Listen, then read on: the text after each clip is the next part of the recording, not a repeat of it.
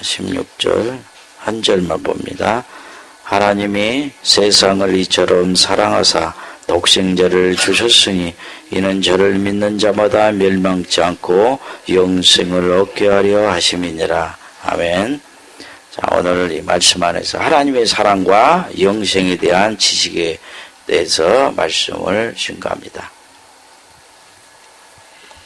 자, 오늘은 하나님께서 우리에게 베풀어 주신 크신 사랑이 무엇인지, 그리고 영생은 무엇을 의미하는지 진리의 지식을 배우는 시간을 갖겠습니다. 자, 하나님이 우리에게 베풀어 주신 모든 은혜들은 성령을 통해서만 알 수 있습니다. 그래서 성령의 가르침을 받아야만이 하나님이 우리에게 베푸신 은혜가 무엇인지를 알게 되죠. 그래서 하나님이 우리에게 베푸신 은혜를 성령께서 알게 하신다 그러죠. 내가 알았다는 것은 결국 하나님이 내게 주신 것을 알게 했기 때문에 그 지식을 통해서 하나님이 주신 은혜를 받게 되는 것이죠. 그래서 고린도전서 2장 12절 우리가 세상의 영을 받지 아니하고 오직 하나님께로 온 영을 받았으니 이는 우리로 하여금 하나님께서 우리에게 은혜로 주신 것들을 알게 하려 하심이라. 이제 하나님이 우리에게 은혜로 주신 것들을 성령께서 우리에게 알게 하시니까 내가 알았다는 것은 결국 하나님이 내게 주신 것을 알게 했잖아요. 그렇죠? 그렇기 때문에 아는 것이 곧 뭐냐? 받은 것이죠. 그 지식을 통해서만이 하나님이 주신 은혜를 받을 수가 있는 것이에요. 그러니까 성경을 아는 지식, 진리의 지식을 배운다는 것은 곧 하나님이 주신 그 은혜, 하나님이 우리에게 주신 것들을 받는 것이죠. 그러니까 굉장히 중요한 거예요. 성경의 지식을 배운다는 것은 하나님이 주신 것들을 받아 누리는 것이기 때문에 그 지식이 곧 내게 영생을 주는 것이에요. 그래서 호세아 4장 6절 그죠? 내 백성이 지식이 없으므로 망하는도다. 네가 지식을 버렸으니 나도 너를 버려 내 제사장이 되지 못하게 할 것이요 내가 내 하나님의 율법을 잃었으니 나도 내 자녀들을 잃어버리라. 그러니까 이 지식은 세상의 지식이 아니죠. 하나님이 우리에게 주신 것들을 아는 지식이요. 그러니까 하나님의 은혜를 아는 지식과 여호와 하나님 그리고 예수 그리스도가 누구인가를 아는 지식이 곧 우리에게 영생이 되는 것이고 성경에서 말하는 그 지식은 곧 이런 지식이지 세상 지식을 말하는 것이 아닌 것입니다. 베드로후서 3장 18절 그죠? 오직 우리 주 곧 구주 예수 그리스도의 은혜와 저를 아는 지식에 자라가라. 영광이 이제와 영원한 날까지 저에게 있을지어다. 잠언 24장 4절에 그죠? 또 방들은 지식으로 말미암아 각종 귀하고 아름다운 보배로 채우게 되느니라. 방들은 지식으로 말미암아 각종 귀하고 아름다운 보배로 채우게 된대요. 이 방이 곧 우리의 영혼 마음이잖아요. 그렇죠? 이 마음이 각종 귀하고 아름다운 보배로 채운다. 하나님이 주시는 은혜들 그리고 말씀들로 채우게 되는 것이죠. 이 지식을 통해 채우는 거예요. 그렇기 때문에 오늘 하나님께서 우리에게 베풀어 주신 사랑이 무엇인지 그 아는 지식을 가져야 사랑을 가질 수 있겠죠. 그리고 영생이 무엇을 의미하는지 아는 지식을 가져야만이 영생을 소유할 수 있게 되는 거예요. 그래서 굉장히 중요한 것이죠. 성경을 배운다는 것은 그냥 교회 와서 그냥 시간 돼서 이렇게 가고 그런 차원이 아니에요. 그건 종교고 종교 생활하는 것이고 그 종교 생활은 구원에 이를 수가 없어요. 교회 왔다 갔다 한다고 구원받는 게 아니고 성경을 아는 하나님이 우리에게 주신 그 은혜를 아는 지식을 가져야 돼요. 성경을 배워야 되는 거예요. 성경. 하나님에 대한 지식을 알아야 영생에 이르게 되는 거죠. 전 시간에는 죄의 종과 의의 종에 대한 지식을 배웠잖아요. 그렇죠? 우리가 예수를 믿기 전에는 사단에게 팔려가서 죄의 종이 되었어. 죄의 종이 되었다는 것은 죄의 권능에 이끌려 힘없이 죄의 노역을 행하는 존재였다는 거죠. 죄에 대해서 자유할 수 없었죠. 죄의 종일 때는 죄에 대해서 자유할 수 없잖아요. 종이니까. 하지만 죄의 종이었을 때는 의에 대해서는 자유한 자예죠. 그죠? 의에 대해 자유했다, 자유했다, 우리는 너무 좋게 생각하잖아요. 근데 죄의 종이 됐을 때는 의에 대해 자유한 자다. 자유한 자는 의를 행하지 않는다는 거예요. 의를 행할 수 없는 존재. 죄의 종일 때는 죄를 범하는 존재. 그러니까 로마서 6장 20절에 너희가 죄의 종이 되었을 때는 의에 대하여 자유하였느니라. 하지만 우리가 예수 그리스도를 믿음으로 이제는 죄에서 뭐에 됐어요? 해방돼서 자유를 얻었다. 그러니까 해방이라는 그 언어를 쉽게 생각하면 안 돼요. 해방받았다, 자유를 얻었다, 그 말은 이제는 죄의 노역을 하는 존재가 아니다는 거예요. 죄를 범하는 존재가 아니고 이제는 예수 그리스도를 통해서 이제는 어떻게 돼요? 죄에게서 해방되고 의의 종이 되었느니라. 그죠? 의의 종이 되어버렸대요. 과거 예수를 믿기 전에는 죄의 종이 되었고 죄의 종이 됐을 때는 죄의 자유한 자였는데 이제는 예수를 믿으니까 죄에서는 자유됐어. 죄에서는 자유를 받았는데 오히려 의에 대하여 종이 되어버린 거예요. 의의 종이 되어버렸어요. 자, 종이 되었다는 것은 주인이 따로 있다는 거죠. 자, 죄의 종이 되었을 때는 우리의 주인이 누구였냐? 사단이었죠. 사단이 주인이었다는 사단의 권세와 능력으로 우리의 의지와 상관없이 우리를 죄의 노역에 사용됐다는 거예요. 사용했다는 거예요. 그런데 죄의 종이 되보니까 이제는 예수 그리스도를 통해서 이제는 죄에서 해방됐죠. 해방됐다는 것은 이제 죄의 권능, 사단의 권능이 우리를 주장할 수 없게 됐다. 우리를 강한 그 권세와 능력, 죄의 권능으로, 사단의 권능으로 우리를 죄의 노역으로 사용할 수 없게 됐다는 거예요. 우리를 샀어요. 하나님 핏값으로 값을 지불했죠. 예수 그리스도의 핏값으로. 그러니까 이제는 주인이 하나님이고 하나님의 권능이 우리를 지배하고 다스리는 존재가 되어버린 거죠. 이게 의의 종이라요.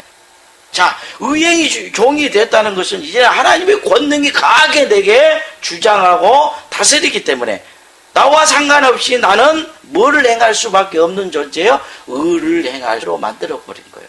그러니까 나는 이제는 남은 삶을 의를 행하다가 결국 거룩함에 이르러서 영생을 얻게 되는 것이죠.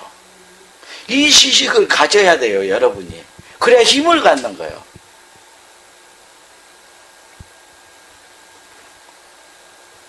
자, 오늘도 예수 그리스도 하나님께서 우리에게 베푸신 사랑이 무엇인가, 그리고 영생이 무엇을 의미하는지를 깨달아야 됩니다. 요한복음 3장 16절, 그러면 하나님이 우리에게 베푸는 사랑이 뭔가? 봐봐. 요한복음 3장 16절, 하나님이 세상을 이처럼 사랑하사 독생자를 주셔서 이는 저를 믿는 자마다 멸망치 않고 영생을 얻게 하려 하십니다. 자, 여기서 보면 우리가 이 말씀을 깨달아야 돼요. 하나님이 우리를 사랑하신 그 참사랑, 크신 사랑은 뭐냐? 독생자 예수 그리스도를 주셨으니, 독생자를 주신 사랑이죠. 이는 저를 믿는 자마다 멸망치 않고 영생을 얻게 하렴. 독생자를 주신 이유는 하나님의 영원한 생명, 영생을 얻게 하는 것이에요. 이거야 하나님이 이처럼 세상을 사랑하는 사랑인 거예요. 이게 참 사랑이에요. 이걸 깨달아요. 우리는 도덕윤리적인 사랑을 하나님의 사랑으로 여기는 거예요.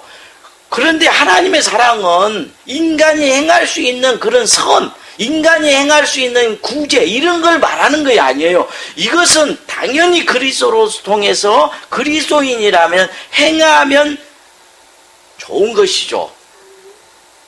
안 하는 것보다 낫죠. 하지만 그것이 하나님의 사랑이다 이렇게 단정하면 안 되는 것이죠. 하나님의 참 사랑은 뭐냐? 여기 나왔잖아. 하나님이 이처럼 세상을 사랑하사 독생자를 주셨으니 이는 저를 믿는 자마다 멸망치 않고 영생을 얻게 하려 함이라. 그러니까 하나님이 이처럼 나를 사랑했는데 그 사랑이 뭐냐? 바로 예수 그리스도를 나를 위해서 희생하게 해서 그 예수 그리스도를 믿음으로 내게 제사함을 주고 그리고 하나님께 의롭다함을 받아 하나님의 생명, 영원한 생명을 내게 부어주는 것이 하나님의 사랑이라는 거예요.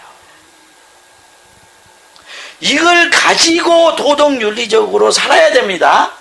이걸 가지지 않고 도덕윤리적으로 살아봤자 세상 법을 아무리 잘 지켜도 그는 헛된 것이에요. 그래서 사랑이 없이 자기를 불사르게 내주는 희생을 할지라도 아무 유익이 없고 자기가 가진 모든 가치까지 가지고 다른 가난한 사람을 도와도 아무 유익이 없다는 거예요. 천사의 말을 하고 사람의 방언을 해도 아무 유익이 없어요. 이해 가시죠?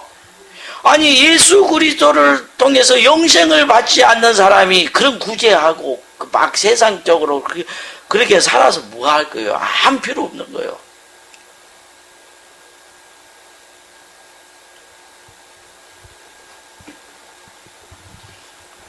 그래서 하나님의 사랑은 뭐냐? 하나님의 사랑은 예수 그리스도구나. 예수 그리스도를 믿으면 하나님의 예수 그리스도 안에 영생이 있는 그 사랑이구나. 그래서 결국은 하나님의 영원한 생명, 영생을 주는 것이 하나님의 사랑이구나.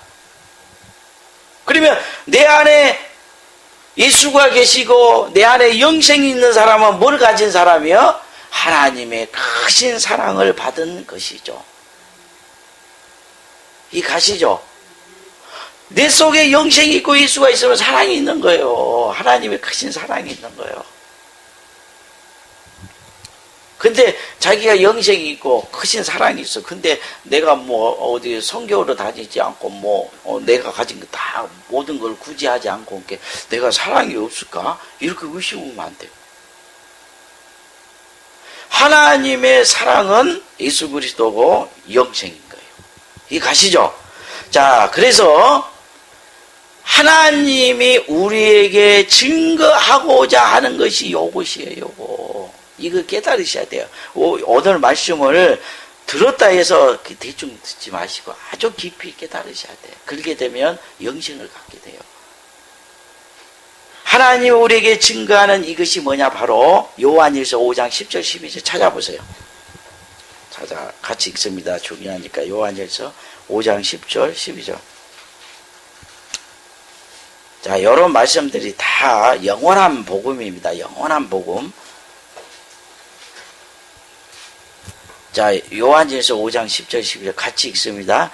하나님의 아들을 믿는 자는 자기 안에 증거가 있고 하나님을 믿지 아니한 자는 하나님을 거짓말한 자로 만드나니 이는 하나님께서 그 아들에 관하여 증거하신 증거를 믿지 아니하였습니다. 또 증거는 이것이니 하나님이 우리에게 영생을 주신 것과 이 생명이 그 아들 안에 있는 그것이니라. 아들이 있는 자에게는 생명이 있고 하나님의 아들이 없는 자에게는 생명이 없느니라. 여기 그죠? 이것이니 하나님이 우리에게 증거하신 증거가 이것이니 하나님이 우리에게 영생을 주신 것을 증거하는 거예요. 우리에게 영생을 주신 것. 근데 이 생명, 이 영생이 그 아들 안에 있는 그것이니라. 하나님의 사랑은 예수 그리스도 안에서만 있는 것입니다. 하나님의 영원한 생명은 예수 그리스도 안에 있는 거예요. 예수 그리스도를 증거하고 그를 믿는 자에게 하나님의 영원한 생명을 증거하는 것이 성령의 증거인 거예요. 이게 가시죠? 이것이니를 마음 깊이 새기셔야 돼요. 하나님이 우리에게 증거하는 것은 이것이니 영생을 우리에게 주신 것. 그리고 그 영생이 그 아들 예수 그리스도 안에 있는 것이다. 그러니까 예수가 우리 안에 있으면 내게 영생이 있는 것이죠. 예수 안에 영생이 있다고 그랬으니까. 그렇죠? 예수가 없으면 우리에게 영생이 없는 것이죠. 그런데 성령의 증거를 의심 없이 믿게 되면 제사함을 받아 하나님의 영원한 생명을 얻게 되죠. 그렇죠? 성령이 이것을 증거했다고 그랬잖아요. 예수 안에 영생이 있는 걸 증거했다. 그러니까 그 증거를 의심 없이 믿는 것은 내 속에 뭐가 있는 증거요? 바로 그 증거가 있는 증거죠. 증거가 있다. 자기 속에 증거가 있고 그랬잖아. 하나님의 아들을 믿는 자는 자기 안에 증거가 있고, 자, 성령이 이것을 증거했으니까 그것을 믿었잖아요. 의심 없이. 그러니까 내 안에 그 증거가 있고, 그걸 믿지 않는 자는 증거가 없는 것이죠. 왜? 하나님의 아들을, 하나님을 거짓말하는 자로 만드는 것이기 때문에. 증거를 믿지 않았잖아요. 그러니까 자기 안에 증거가 없는 거죠. 증거를 안 믿었으니까 증거가 없어. 근데 증거를 믿으면 자기 안에 증거가 있는 거예요. 근데 하나님의 증거를 믿는 자는 하나님을 진실한 분으로 믿는 것이고, 그 증거를 믿지 않는 자는 자기 속에 영생이 있다고 믿지 않는 것은 증거를 믿지 않는 거예요. 여기 증거가 없어요. 그러니까 그 사람은 뭐냐? 하나님을 거짓말하는 자로 만드는 것이죠. 여러분, 어떤 사람이 법정에서 증인으로 나와서 증거해요. 내가 저 사람 봤어. 저 사람이 살인, 범죄하는 장면을 봤어. 근데 판사가 그걸 믿지 않아요. 그럼 증거가 없는 거예요. 증거가 될 수가 없어. 그러면 그 증인의 말을 거짓말로 여기기 때문에 안 믿는 거죠. 뭔가 사람이 내가 진실을 말하는데 그 사람을 나를 믿지 않아요. 그러면 내가 거짓말을 한다는 것이니까 안 믿는 거잖아요. 그렇죠?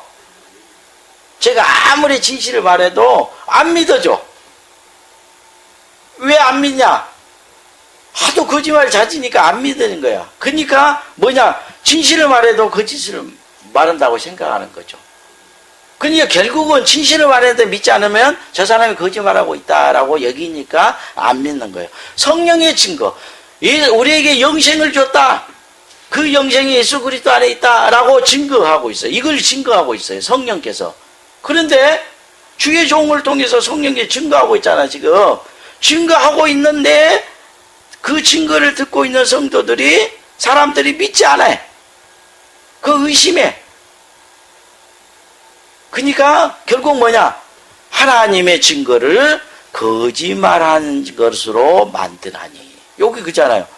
하나님을 믿지 않은 자는, 증거를 믿지 않는 자죠. 하나님을 거짓말한 자로 만드나니. 그러니까 믿지 않는 것이 죄죠. 무슨 죄요? 하나님을 거짓말하는 분으로 만드는 죄죠.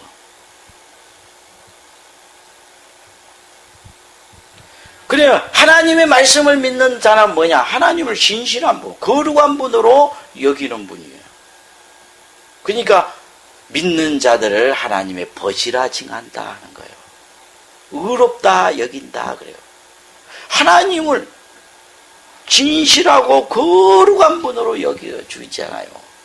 인정하잖아요.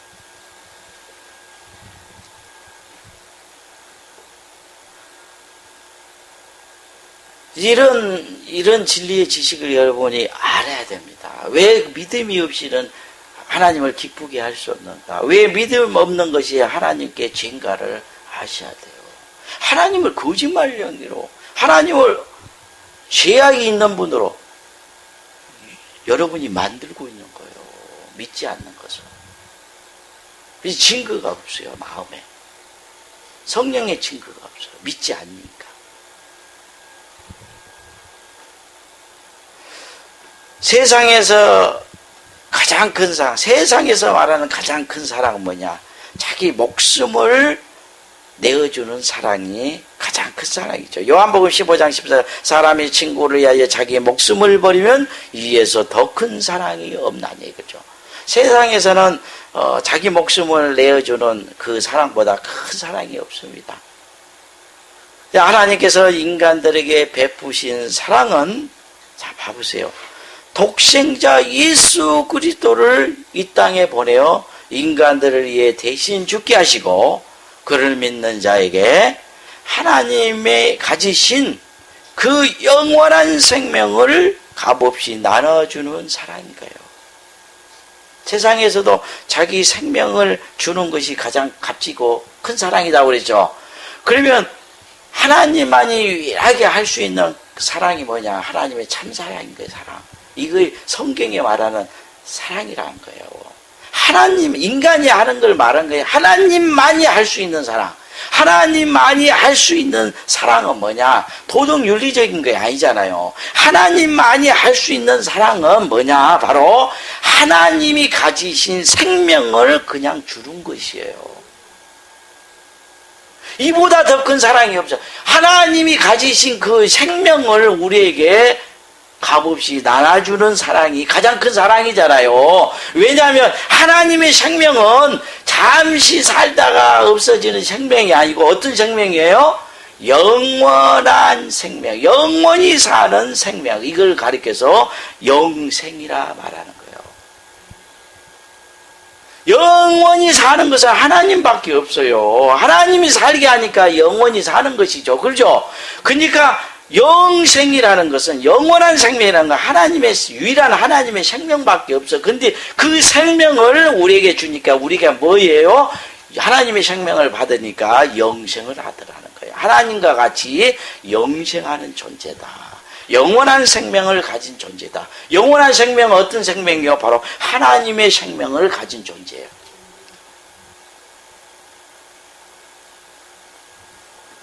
그 영생, 뭐, 기독교들이 많이 하잖아요. 영생, 뭐, 찬양도.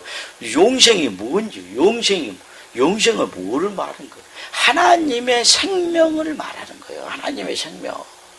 우리에게 영생을 줬다는 것은 하나님이 가지신 그 생명을 나눠줬다. 하나님만이 가지고 있지 않고 우리에게도 값없이 나눠주신 사랑인 거죠. 자, 성경에는 예수 그리스도가 하나님의 독생자라는 말이 있죠. 독생자를 주셨다. 세상에 하나님께서 독생자를 줬어요. 이처럼 사랑하사 독생자를 줬어요. 이 독생자라는 것은 외아들, 하나님의 생명을 가진, 하나님이 낳은, 하나님의 생명으로 낳은 자식을 아들이라고 그러잖아요. 그렇죠? 그러니까 예수 그리스도가 누구냐? 바로 하나님이 태초에 하나님만이 가진 그 생명을 가진 존재라는, 그 생명을 가진 존재인데 하나님의 자신인데 그가 우리의 죄를 대속하기 위해서 아들의 신분으로 이 땅에 오셔서 대신 죽으신 분이에요. 그래서 독생자라 이렇게 말하는 거예요. 독생자. 다시 말해서 하나님으로 나온 아들인데 하나님이 이 땅에 아들로 보냈는데 그 아들이 누구냐? 바로 독생자 예수 그리스도. 하나밖에 없는 아들. 외아들이라는 거예요. 외아들. 그래서 하나님의 생명을 가진, 영원한 생명을 가진 그 아들은 독생자 예수 그리스도 한 분이었다는 거예요. 그런데 하나뿐인 외아들 독생자 예수 그리스도를 왜 이 세상에 보내냐? 바로 그를 믿는 자에게 하나님 안에 있는 그 생명이 예수 안에 있고 그 예수 안에 있는 그 하나님의 생명을 그를 믿는 자에게도 주어서 그 생명으로 낳은 하나님의 아들들, 많은 아들들을 낳기 위함인 것이죠. 깨달으셔야 돼요. 독생자였어요. 본래 하나님은 하나님의 생명을 가진 분, 유일하게 하나님의 아들 예수 그리스도 한 분. 그런데 그가 이 땅에 이처럼 세상을 사랑하는 독생자를 주었어요.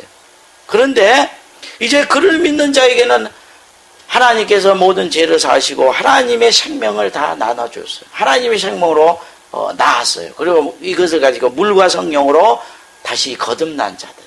이들이 뭐냐? 많은 하나님의 아들들을 낳기 위해 독생자를 준 거죠.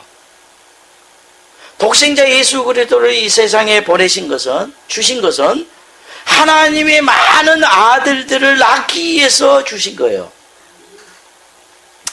그러니까 예수 그리스도를 믿음으로 말미암아 하나님의 영원한 생명을 가진 많은 하나님의 아들들이 나오겠죠. 이걸 거룩한 성도들이라는 거예요. 많은 하나님의 아들이 나왔기 때문에 이제는 하나님에게는 아들이 본래 독생자 예수 그리스도 한 분이었는데 이제는 많은 아들이 생겼죠. 그걸 위해서 독생자를 줬으니까 이제 많은 아들이 생겼을 거 아닙니까? 그렇죠? 아니 본래 외아들이었는데 갑자기 아들이 쏙쏙쏙 나와. 그러면 이제 외아들이 아니죠. 이제 어떤 이제 맏아들이 된 거예요. 처음 난. 그렇죠? 독생자가 이제 맏아들이 바뀌잖아요. 그렇죠? 이걸 가리켜서 로마서 8장 20절 하나님 미리 아신 자들로 또한 그 아들의 형상을 본받게 하여 미리 정하신 이는 그로 많은 형제 중에서 맏아들이 되게 하려 하시니라. 세상에 이렇게 큰 사랑을 줬은 거예요. 세상 하나님의 그 예수 그리스도가 이제 독생자였는데 이제 형제 중에 맏아들이 되어버리죠. 맏아들. 그래서 여기서 많은 형제 중에서 맏아들이 되게 하려 하십니다. 로마서 8장 19절에 피조물의 고대한 바는 하나님의 아들들에 나타난 것이다. 하나님의 아들들이 나타나기를 바라고 있다. 히브리서 2장 11절 거룩하게 하시는 자와 거룩하게 하시는 자가 예수 그리스도죠. 거룩함을 받은 함을 입은 자들이 누구야? 자, 그를 믿는 자들이죠. 그렇죠? 다 하나에서 난지라. 다 하나님이 낳죠. 그러므로 형제라 부르기를 부끄러워하지 아니하시고 예수님이 우리에게 형제다. 너희는 형제, 나는 맏 형제. 내가 원래 하나님의 아들 한 분이었는데 이제는 하나님이 낳았어요. 근데 자기가 다 거룩하게 만들었어. 많은 하나님의 아들이 나오게 했어. 그리고 나서 우리를 향해서 야, 네 내 형제다 라고 말하고 있다는 거예요. 이걸 부끄러우지 않는데요. 여러분 같으면 부끄러워서 말도 못합니다.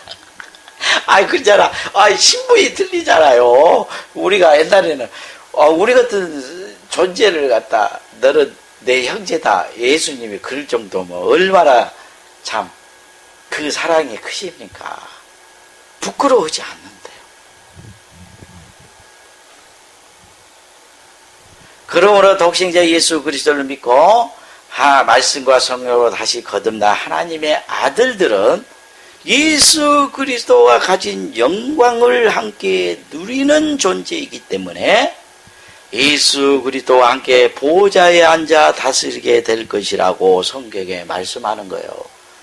요한계시록 3장 20절 이 길은 그에게는 내가 내 보좌에 함께 앉게 하여 주기를 내가 이기고 아버지 보좌에 함께 앉은 것과 같이 하리라. 어디 보니까 예수님이 이기고 아버지 보좌에 앉아서 지금 하나님과 함께 다스리고 있대. 근데 예수를 믿고 이기는 자, 물과 성령을 거듭나 하나님의 아들이 된 자들에게는 주님의 보좌에 함께 앉아 같이 다스린대요. 어떻게 된 거예요? 아버지와 아들과 내가 함께 보좌에 앉는데. 여러분, 아버지의 보좌에 예수 그리스도의 보좌에 여러분이 함께 앉는다고 생각해 보세요. 그 영광이 얼마나 큽니까? 그 영광보다 큰 것이 어디 있겠어요? 피조세계. 지금 대충 우리를 구원하려고 하는 것이 아니에요. 하나님은 우리에게 이 엄청난 영광을 안겨주는 거예요. 지금 이걸 사모해야 되는 거예요. 이걸 사모해야 세상을 이기는 거예요. 아니 이거 믿어지지 않으면, 이 증거를 믿지 않고 의심하게 되면 어떻게 이 영광을 사모하면서 육신의 소욕을 버리고 하나님의 뜻을 쫓아 살겠습니까? 요한일서 3장 1절이다. 보라, 아버지께서 어떠한 사랑을 우리에게 주사 하나님의 자녀라 일컬음을 얻게 하셨는고. 자, 하나님의 자녀들이 이제 나타나요. 그러니까 예수 그리스도와 같이 된 하나님의 아들들이요. 우리가 그러하다. 그러므로 세상에 우리 알지 못하면 그를 알지 못합니다. 2절에 사랑하는 자, 우리가 지금은 하나님의 자녀라. 장래 어떻게 될 것은 아직 나타나지 않았으나 그가 나타나심이 되면, 예수 그리스도가 나타나심이 되면 우리가 그와 같은 줄, 예수 그리스도와 같은 줄을 아는 것은 그에 계신 그대로 볼 것으로 인합니다. 예수 그리스도의 영광을 자꾸 우리에게 설명하잖아요. 성경에, 계시록에. 그거 우리의 영광인 거예요. 이 엄청난 것을 우리에게 주고자 해요. 물고기의 육체보다 짐승의 육체가 더 영광스럽죠. 여러분, 우리가 보죠.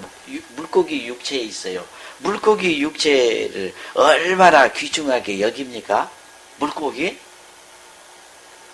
근데 그거보다 짐승의 육체가 더 영광스러운데 더 귀하게 여기잖아요. 근데 짐승의 육체보다 사람의 육체를 더 영광스럽게 여기잖아요. 더 귀하게 여기잖아요. 그렇죠? 귀하게 여기다는 거, 영광스럽게 여기다는 거예요. 값지게, 소중하게. 이 가시죠? 그러니까 짐승은 잡아먹어도 사람은 잡아먹지 않잖아요. 사람 잡으면 이건 큰일 나죠. 근데 짐승 잡아먹었다고 큰일 날 일은 없잖아요. 그만큼 사람의 육체가 더 짐승의 육체보다 영광스럽고 존귀하고 값지다는 것이죠. 그러면 사람의 육체가 이렇게 영광스럽고 값져요. 그런데 하나님의 형상을 가진 하나님의 아들들은 얼마나 영광스러운 존재겠습니까? 그래서 피조물제, 하나님이 창조한 피조물 중에 가장 영광스럽고 존귀한 존재가 되는 거예요, 우리는.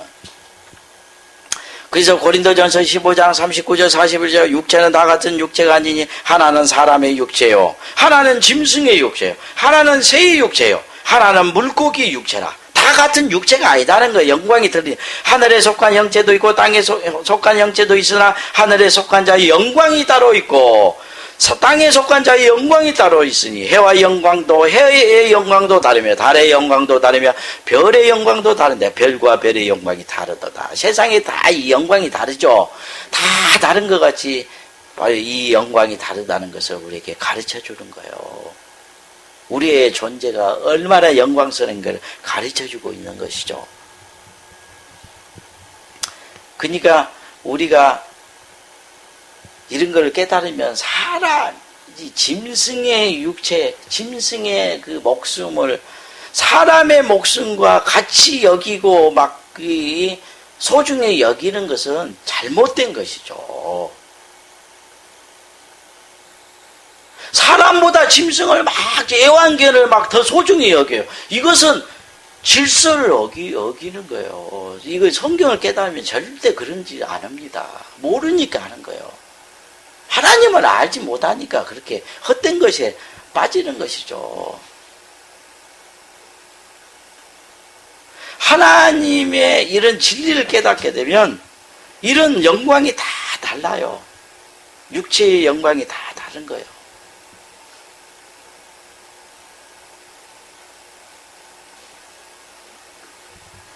그러니까 여러분 생각해 보세요. 여러분 생명을 짐승의 목숨같이 여긴다고 생각해 보세요. 오히려 짐승의 목숨을 더 가치 있게 여긴다고 해보세요. 여러분을 경멸하는 것이에요. 그러니까 안 사람들은 기분 나쁘죠, 그러면.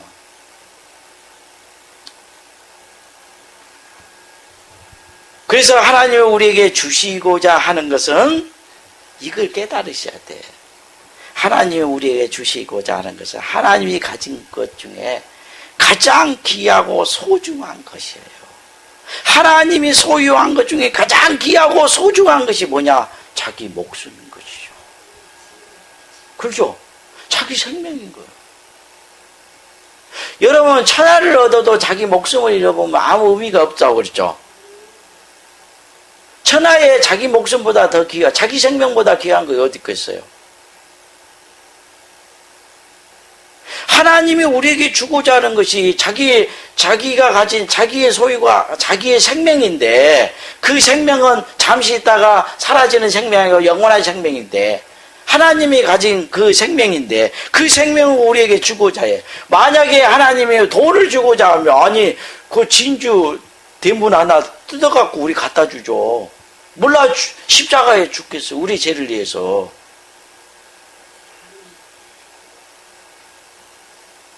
그 생명 안에 모든 영광이 다 들어있는 것이죠. 그렇죠? 우리가 목숨이 있으니까 세상의 것도 가지는 것이죠. 목숨이 없으면 세상의 것 아무것도 필요 없는 것이에요. 하나님의 목숨은 그 모든 영원한 거예요. 요한복음 5장 20절 아버지께서 자기 속에 생명이 있음 같이 봐보세요. 하나님 속에 생명이 있죠. 우리에게도 우리의 목숨이 있잖아요. 생명이. 하나님 속에도 하나님의 생명이 있어요. 우리 생명이 아니에요. 이 질이 달라요. 하나님 속에 있는 그 생명은 영원한 생명이에요. 우리는 조금 있다가 죽는 생명이잖아요. 그렇죠? 아버지께서 자기 속에 생명이 있음 같이 아들에게도 생명을 주어 그 속에 있게 하고, 이 아들 예수 그리스도에게도 그 생명을 주었대요. 그 영생이 있었어요. 그를 믿는, 예수 그리스도를 믿는 자에게 그 생명을 우리에게 주는 거예요. 요한일서 2장 25절 그가 우리에게 약속하신 약속이 이것이니, 그러니까 하나님이 우리에게 약속한 것이 이것이니 그 영원한 생명이니라. 이 하나님 속에 있는 하나님이 가진 그 생명을 우리에게 약속했다는 거예요. 그 생명을 주기로. 이거 영생이다니까요. 요한일서 1장 이제 이 생명이 나타나신 바 된지라. 이 영원한 생명, 그죠? 이 영원한 생명을 우리가 보았고 지금까지 너에게 전하. 이는 아버지와 함께 계시다가 우리에게 나타나신 바 된지라. 요한일서 요한 사도가요 이걸 강조해. 이 생명이 나타나신 되지라. 이 영원한 생명 우리가 보았고 증거하여 너에게 전하. 이는 아버지와 함께 계시다 우리에게 나타나신 바 되리라. 예수 그리스도를 가리켜서 하나님의 영원한 생명, 그 안에 영원한 생명을 가지고 왔다고 증거하고. 여러분 사도 요한이 이 영원한 생명을 하나님의 생명을 말하고 있는 거예요. 그걸 지금 이 종이 말하고 있는 거예요. 이거 가볍게 여길 이거 설교가 아닌 것이죠.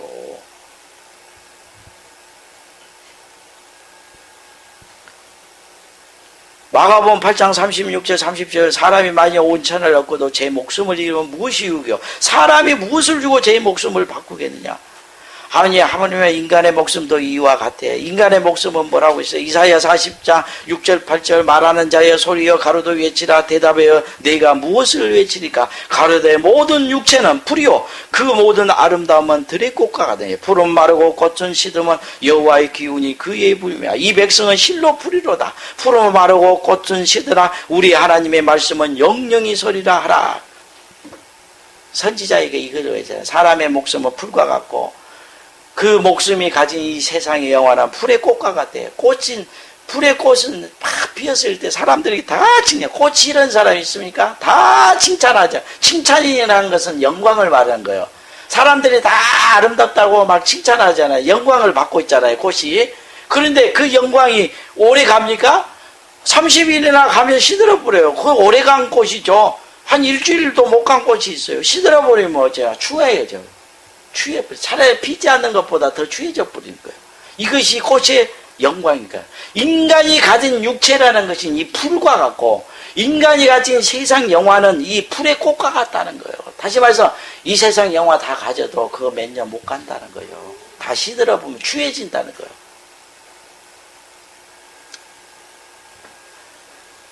인간의 목숨은 이 풀과 같아요. 근데 하나님이 우리에게 주신 이 생명을 지금 말하는 거예요. 이 생명을 말하는 거예요. 하나님의 주신 그 생명. 하나님 안에 있는 그 영원한 생명을 사도 요한이 지금 외치고 있는 거예요.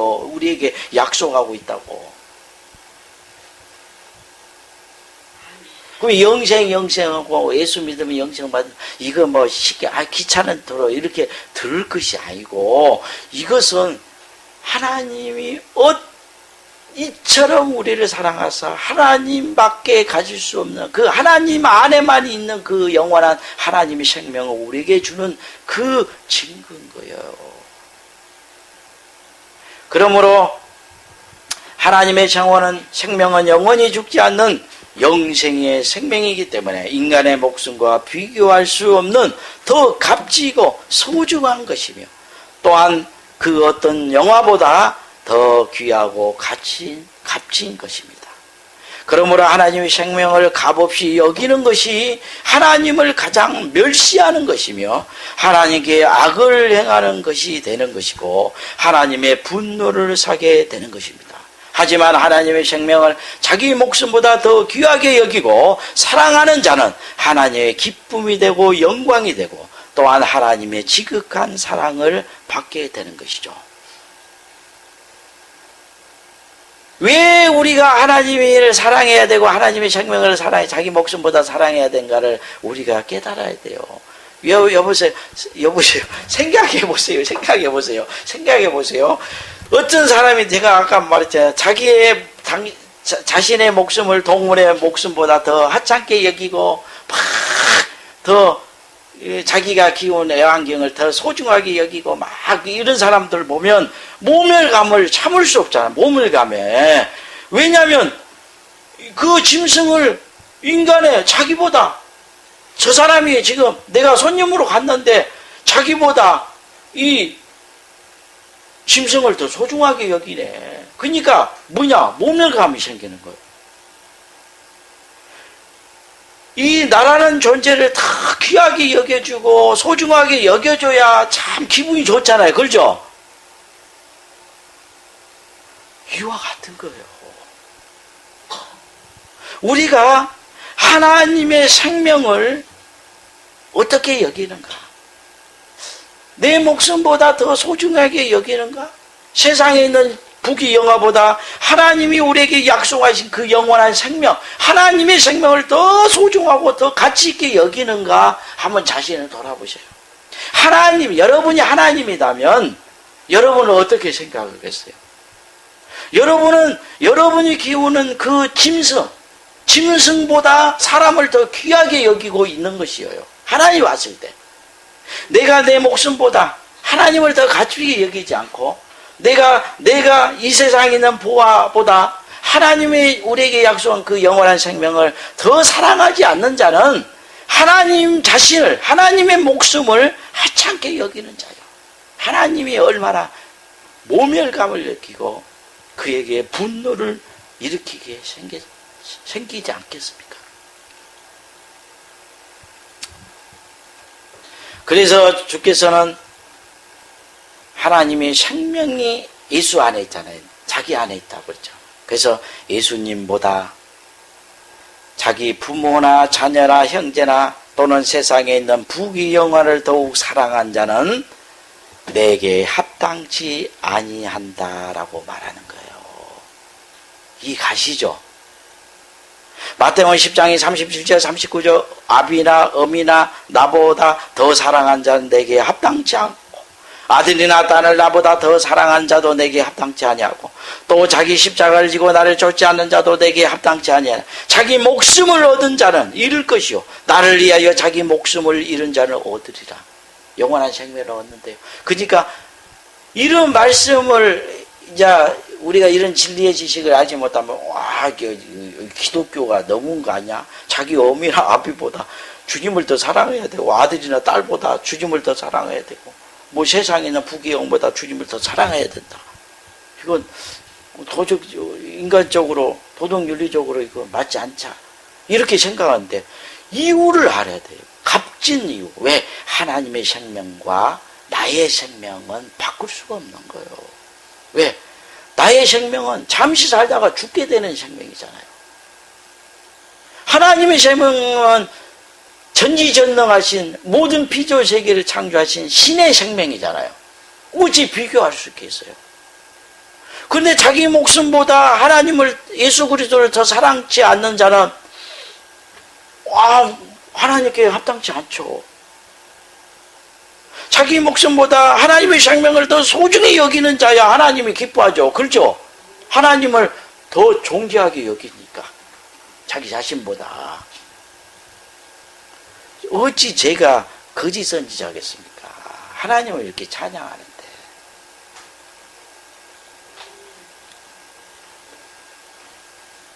그래서 성도들이 가장 사랑해야 할 대상은 자기 목숨도 아니요. 이 가시죠? 자기 목숨도 아닌 거예요. 자기 부모도 아니고 자녀도 아니고 형제도 아니고 세상 부귀 영화도 아닌 것입니다. 오직 뭐예요?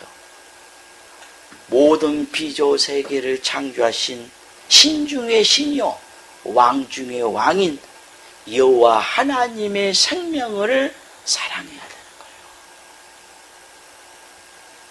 이 생명을 가장 귀하게 여기는 자, 가장 존귀하게 여기는 자가 하나님의 영광을 돌리는 자예요. 하나님을 찬양한 자고.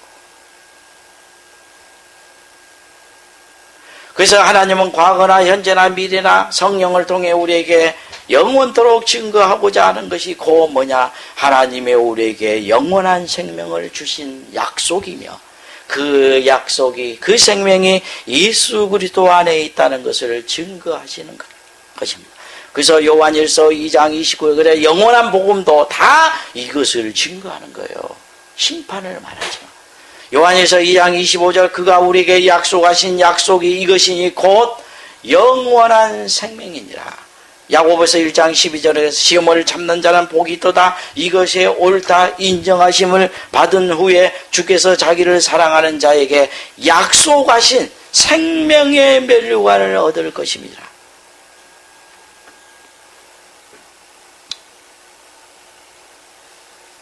그래서 성도들이 이런 하나님이 우리에게 베푸신 크신 사랑이 무엇인지를 아는 진리의 지식이었기 때문에, 그리고 영생에 대한 지식이었기 때문에 자기 목숨과 같은, 풀과 같은 자기 목숨을 더욱 사랑하게 되고, 그리고 그 목숨이 필요한 부귀영화, 세상의 영화를 더 하나님의 약속하신 그 영생보다, 영원한 생명보다 더 소중하게 여기고 있는 것이죠.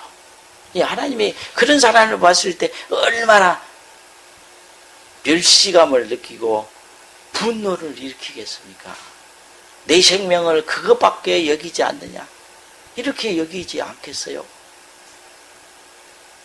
내가 가진 그 영원한 생명을 그런 하찮은 것에 비교하느냐? 그래서 은혜시대의 종말이 되면 적그리스도와 거짓 선지자가 일어나서 하나님의 이 영원한 약속을 바라보지 않게 하고, 뭘 바라보게 해요? 세상을 바라보게 하고, 돈을 바라보게 하고, 그리고 세상 부귀영화나 자기 목숨을 더 사랑하게 만들어버린 거예요. 그래서 디모데후서 3장 1절, 내가 이것을 알라. 말시에 고통한 때가 이르니 사람들은 자기를 사랑하며 돈을 사랑하며 자긍하며 교만하며 해병하며 부모를 거역하며 감사치 아니하며 거룩하지 아니하며 무정하며 원통함을 풀지 아니하며 참소하며 절제하지 못하며 사나우며 선한 것을 좋아하냐며 배반하며 발명하며 조급하며 자고하며 쾌락을 사랑하기를 하나님 사랑하는 것보다 더하며, 하나님 사랑하는 것보다 더하며 경건의 모양이 있으나 경건의 능력은 부인하는 자니 이 같은 자들에게서 내게 돌아서라. 이런 자들에게서 돌아서라는 거예요. 이것을 하나님의 생명을 사랑하라고 종에게 돌아서라는 것이 아니고, 사람이 많이 모여서 그곳에 가는 것이 아니고, 이런 것들을 자랑하는 자에게서 돌아서라는 거예요. 누가복음 16장 13절, 그죠? 집 하인이 두 주인을 섬길 수 없나니 혹 이를 미워하고 저를 사랑하거나 혹 이를 중히 여기고 저를 경히 여김이라. 너희가 하나님과 재물을 겸하여 섬길 수 없느니라. 두 가지를 사랑할 수 없대요. 마태복음 24장 11절 13절, 거짓 선지자가 많이 일어나 많은 사람을 미워하겠으며 불법이 성함으로 많은 사람의 사랑이 식어지라. 그러나 끝까지 견디자는 구원을 얻으리라. 요한일서 4장 18절, 사랑 안에 두려움이 없고 온전한 사랑이 두려움을 내어 쫓나니 두려우면 형벌이 있습니다. 두려워하는 자는 사랑 안에서 온전히 이루지 못하느니라. 여러분이 이 사랑을 온전히 이루어야 돼요. 이 사랑이 뭐예요? 하나님의 생명을 자기 목숨보다 사랑하는 사랑을 이루어야 된다는 거예요. 이걸 이루시길 바랍니다. 하나님이 여러분에게 약속한 것이 영원한 생명, 하나님만이 가진 생명, 하나님 속에 있는 우리 세계에도, 우리 속에도 생명이 있잖아요. 하나님 속에도 영원한 생명이 있어요. 그 생명을 약속한 거예요. 그걸 준 거예요. 여러분에게 그 생명을 지키라는 거예요. 귀하게 여기라는 거예요. 자기 목숨보다.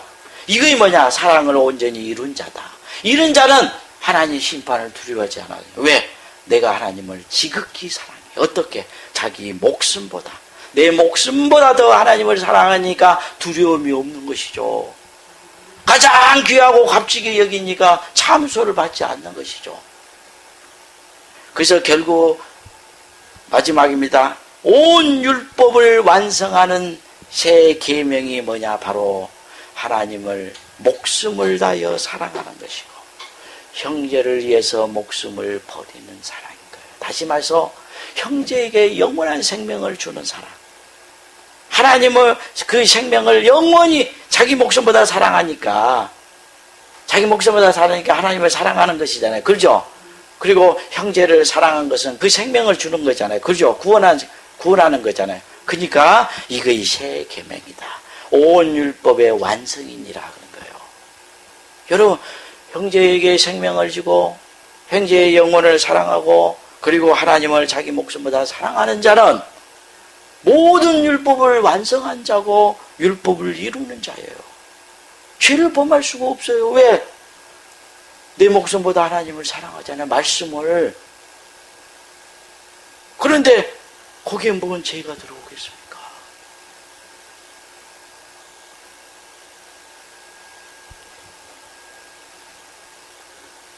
그래서 저는 이런 하나님의 사랑에 대한, 영생에 대한 이 진리의 지식을 성령이 내게 이렇게 해석해서 가르쳐 주니까 그 가르침을 받아서 이걸 내가 얻고 여러분에게 그대로 가르쳐 주는 거예요. 여러분이 이것을 배워서 이 지식을 가지게 되면 여러분은 이 모든 지식에 있는 하나님의 은혜와 사랑을 소유하게 되는 것이죠.